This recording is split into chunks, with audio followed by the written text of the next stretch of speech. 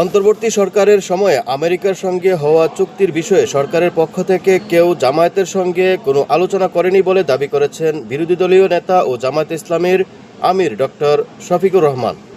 তিনি বলেন, এখনও আমি অত্যন্ত দায়িত্ব নিয়ে বলছি, তৎকালীন সরকারের পক্ষ থেকে কোনো একজন মানুষ এই বিষয় নিয়ে আমাদের সঙ্গে একটা শব্দ উচ্চারণ করেনি। এটাই হচ্ছে আমাদের অবস্থা। শুক্রবার 15 মে বিকেলে রংপুর শিল্পকলা একাডেমিতে মহানগর জামায়াত আয়োজিত সুধী সমাবেশে যোগ দেওয়ার আগে তিনি গণমাধ্যম কর্মীদের এসব কথা বলেন। তিস্তা মহাপরিকল্পনার বিষয়ে শফিকুর রহমান বলেন, আমরা পদ্মা ব্যারেজের উদ্যোগকে অভিনন্দন জানাই, কিন্তু এটা তিস্তার বিনিময়ে নয়। তিস্তার জায়গায় তিস্তাকে অবশ্যই তার পাওনা দিতে হবে এবং এই মহাপরিকল্পনা বাস্তবায়ন করতেই হবে। এর ভিন্ন আমরা কিছুই চাই না। আমি সংসদের ভেতরেও একই কথা বলেছি, আপনারা দেখেছেন আমাদের অবস্থান এই ব্যাপারে একদম ক্লিয়ার।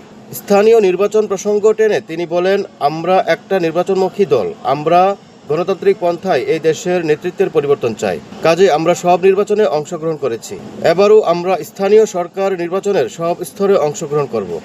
তিনি বলেন, জাতীয় নির্বাচনের পরে 2টি উপনির্বাচন হয়েছে, একটা শেরপুরে আর একটা বগুড়ায়। আপনারা সেখানকার চিত্র, কাণ্ড কারখানা সবই দেখেছেন। আমরা এই ব্যাপারে শঙ্কিত যে আদৌ সুষ্ঠু নির্বাচন হবে কিনা।